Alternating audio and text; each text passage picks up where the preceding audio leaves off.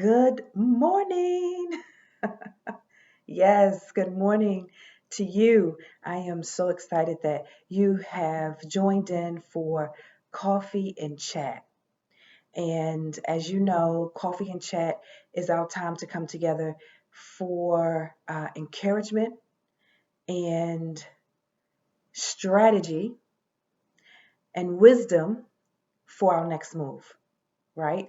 And Coffee and Chat is 20 minutes of your time so that we can have strategy, wisdom, and encouragement for our next move. So, welcome to Coffee and Chat. I'm so glad to have you a part of this YouTube. And as we talk about anger, part three today, it's going to be absolutely amazing. I can't wait because we have to deal with anger, right? In order to move forward peacefully, we have to deal with anger. And so we have been unpacking for the last several months about anger in regards to what is anger, what causes anger. Does anger have a shelf life? Absolutely. You know, we talked about even in the Bible, and we're going to go to the Bible today and unpack some things. It says, okay, if you're angry, I hear you, but do not let the sun go down on your wrath, right? So anger has a shelf life. We are not to take anger into our places of rest, into our places of sleep and of comfort. Anger and comfort do not mix. You know how they talk about oil and vinegar? Listen, anger and comfort, they do not mix.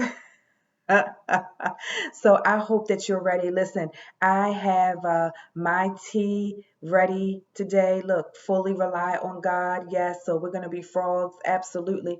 We're going to fully rely on God. I have my new Take Aim necklace. Absolutely. My new Take Aim earrings. Absolutely. They say take aim. Look, I'm excited. Because I'm telling you, there is something powerful that happens in your life. There is something transformational that happens in your life when you make the decision not to make lemonade with the lemons life gives you, but instead to take aim. Something happens, something shifts. There is a major development in your mind, in your body, in your spirit when you decide to throw those lemons back. And so, as your number one change agent, as I always tell you, you have enough faith, you have enough fortitude and forgiveness to throw those lemons back. So, I'm taking aim. Head to toe, even have a little yellow in my shirt. I'm taking aim. I hope you are ready to huddle up and we're going to get right into it. But if this is your first time joining into the Coffee and Chat, you want more information about your number one change agent, be sure to visit me on my website at corindadion.com. And another thing that you can do that will take you 1 second is click that subscribe button right there on your screen. Hopefully it's right below, but click that subscribe button and make sure to get notifications for when we will do new YouTube broadcast. So lots of things happening on YouTube, lots of things happening in the Take Aim movement, and I'm excited about that. Listen, I turned 40. I have officially joined the 40 club, right? I'm there. It's not next year. It's not 2 years from now. I'm there right here, right now. So if you see me put on my specs, hey, I'm a part of the club. I am a part of the club. So listen, I want us to go right into what we want to talk about this morning as we huddle up. Again, we only huddle up for 20 minutes, so our time is valuable. Our time is valuable, but we can cover a lot of ground and we can unpack a lot of things in our 20 minutes that we huddle up together. So we're talking about anger, right? We're talking about anger and how to move forward peacefully. This is a time in your life in which you cannot allow anger to overtake you. Did you hear me? This is a time in your life that you cannot allow anger to overtake you. If you continue to persist in anger, it is going to push you out of purpose. Oh my gosh, did you all hear me? If you continue to persist in anger, it will literally push you out of purpose. And I don't want you to be pushed out of purpose. I want you to be pushed forward to purpose, right? I want you to be pushed forward to purpose, but you've got to deal with anger. And anger, sometimes people think anger only happens when there is outrage. You know, there is a verbal expression, a physical expression. Someone is yelling, raising their voice, they're punching holes in the wall or throwing things. And yes, those are expressions of anger, but you can also have anger and never raise your voice. You can also have anger and never throw an object. Yes, you can, right? There are people right now who might be even listening to this coffee and chat that are secretly angered. Do you understand what I'm saying? The anger is there. And some people have learned to suppress it and keep it dormant. But best believe if you hit that button, if you hit that button, that anger inside is going to come out. It is going to be explosive. And it might be even worse than someone raising their voice or throwing an object. There are people who unfortunately allow anger to literally bring destruction. There are people who allow anger to bring forth death, destruction. Okay, so you've got to be very clear how serious anger is. Someone could be walking around angry as they can be, and you would not know it, but it's there. It reminds me of sometimes, doctors will say that, there's a particular disease, so to speak, that can just lay dormant. I mean, lay dormant in your body, and all of a sudden that thing can just explode, spread. And that's what happens with anger. It spreads. So, it that seed there, it's planted, you're not dealing with it. It grows, it spreads to the point where some people don't even have control of themselves. They lose control of themselves because of how rapid anger has overtaken them, has spread throughout their emotions, their spirit, their experience, and their mindset. But I want us to deal with this because we have got to learn how to move forward peacefully. Say that, peacefully. Can I tell you that this is a great time to have peace? This is a great time to have peace. I don't know what people are out there buying and purchasing and trying to bribe and trying to get to make them happy. But let me tell you, peace is priceless. Oh, somebody needs to drink some tea or coffee on that. I don't, like I tell you all the time, doesn't matter to me if you like it decaf or bold. Y'all know I have to drink it decaf. Doesn't matter to me if you like it black or you like it with creamer. But let me tell you, anger is real. Anger is real, and we have to deal with it. And when we talk about moving forward peacefully, it's so important because, as I told you, peace is priceless. There can be chaos all around you. There can be chaos in your community. There can be chaos on your job. There can be chaos, unfortunately, even in your church. But peace is priceless. And when you're talking about dealing with anger, you can't buy your way out of that. You can't. A new outfit is not going to alleviate anger. Do you understand what I'm saying? A new pair of glasses or a new hairstyle is not going to cause anger to disappear. We have to have healthy, hear me when I say this, we have to have healthy confrontation. We have to have healthy confrontation when it comes to anger, and we have to deal with it. Now, listen, I want us to go into the word. I love the good book, right? Y'all know I'm a minister. So, those words come out. They come out, I love the good book. Ain't nothing like the good book. Listen, let's look at Ephesians chapter 4. It says here, therefore, I'm at verse 25. Ephesians chapter 4, I'm looking at verse 25, and we're going to read a little bit of that. It says, therefore, putting away lying, speak the truth, each one to his neighbor, because we are members of one another. He goes on to say, all right, this is Paul talking to the church of Ephesus. He goes on to say, be angry and do not sin. Don't let the sun go down on your anger. So I told you last week, anger has a shelf life. If you want to keep walking around 5 years, 10 years, 20 years being angry, that is a choice that you have made. And guess what? It's a disappointed choice because anger has a shelf life. And if you would deal with anger, you would be able to move forward peacefully and enjoy each day that you have, right? All right, verse 27, it says, and don't give the devil an opportunity. Don't give the devil an opportunity.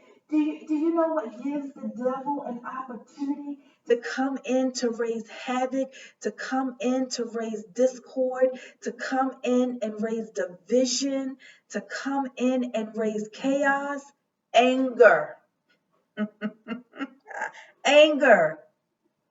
He says here, and don't give the devil an opportunity. Wow. Wow. Sometimes we may think, we say this a lot, even in church, we say, oh, that's the devil, that's the enemy. And there are times, yes, it is. But hey, did you give him an opportunity? Did you give him an opportunity? Because, did you deal with that anger before the sun went down? Or you still walking, skipping, jumping, hopping, and still have all of that anger inside of you. Some of us, we're dealing with anger from things that happened in our childhood. Some of us are dealing with anger from what happened from a relationship we were in 15 years ago, from high school, college. Some of us are dealing with anger from still from a divorce. You've got to deal with it. It says, don't give. Do you understand? Give. When you give something, it's as if you are in agreement to what you are allowing to let go of. You are allowing to, you're saying, I'm giving this thing permission. I am in agreement of what I want to give to give away, to give of. And he says here, don't give the devil an opportunity. I hope you all are getting this. This is a good coffee and chat. Don't give the devil an opportunity. Let the thief no longer steal. So when you have anger, you are giving the devil an opportunity to steal. Have any of you ever had something stolen from you? I have. I have had personal items stolen from me. I have had my own identity stolen from me. All right. So it's a terrible thing. You feel violated. You're hurt. You feel, it's a feeling that you don't want to have, right? If you ever had something stolen from you. But this is what happens when you don't deal with anger. Don't give the devil an opportunity. In verse 28 says, let the thief no longer steal. So that means if you have been dealing with anger, you have been, not letting go so you can move forward peacefully. He's saying no longer, meaning that you've been dealing with it longer than it needs to be dealt with. You've been hanging on to it, holding on to it, not letting it go, giving the opportunity to the devil to come in and steal. What does he steal? Oh, come on. You all know what he steals when you're dealing with anger. He steals your peace. He steals the fruits of the spirit. He steals your joy. He steals your stability, because anger causes you to be unstable. Did you hear me? Anger causes instability. So he causes you not to be settled.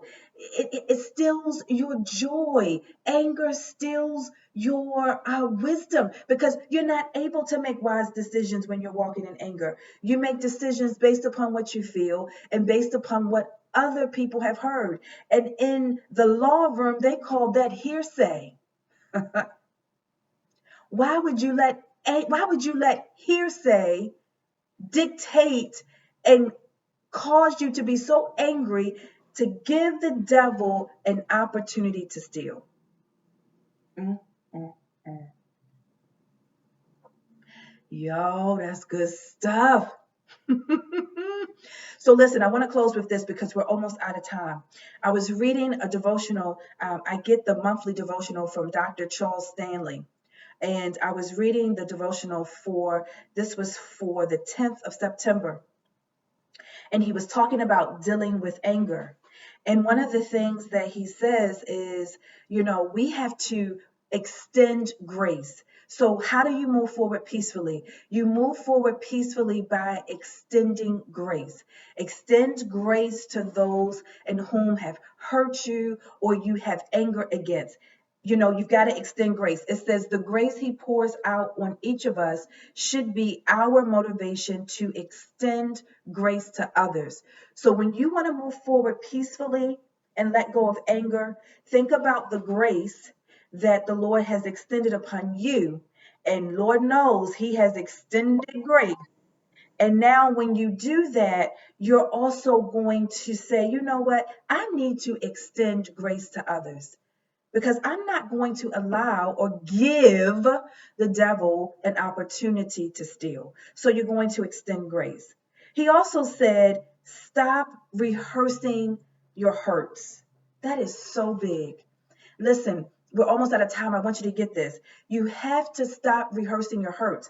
If you're going to move forward peacefully from anger, you can't keep rehearsing your hurts, but you allow those hurts to be testimonials. You allow those hurts to be learning opportunities. You allow those hurts to help someone else. Did you all hear me? You allow those hurts to help someone else, but you have to stop rehearsing your hurts. Listen, you want the curtain to go up, but what are people going to see? We're always so ready for the curtain to go up. We're always so ready to be in the spotlight. We're always so ready to say, hey, here I am. Hey, look at me. But when the curtain goes up, what are people going to see? Because what you have internal or internalized will be reflected. And if you keep rehearsing your hurts, when the curtain goes up, that's what's going to be reflected. You've only rehearsed hurts, so you only can give from what is from within. You've got to stop rehearsing your hurts to move forward peacefully, because when the curtain goes up, you want to be able to be full, peaceful, and be able to be settled so that you can even talk about those hurts in a way in which you can say, hey, this is what I've learned. This is the lessons in which I have been able to gain from that situation, and as tragic and as painful and as hard and as horrible as it was, I'm not going to rehearse the hurts and put that burden on you, but rather I'm going to help you understand how those hurts have helped me to soar, has helped me to reflect better. And I want you to reflect better. It's time to reflect better. So, how are we going to move forward peacefully? We're going to move forward peacefully by extending grace, by thinking of the grace that has been extended to us, and we're going to stop rehearsing our hurts. Oh my gosh. And we are going to stop giving the devil an opportunity to steal. Oh my gosh. Mm-mm-mm-mm-mm. We are out of time. Our huddle time is over. What a great huddle. I hope that you've gotten a wisdom strategy, something that you can implement right here, right now, so that you can deal with anger and move forward peacefully. We will be back next month for the anger series part 4. That will be the last series that we're going to deal with when it comes to anger, and we're moving on to something else. But listen, I want you to be encouraged. What a great huddle time we had. Continue to enjoy your coffee. Continue to enjoy your tea. Continue to enjoy your day.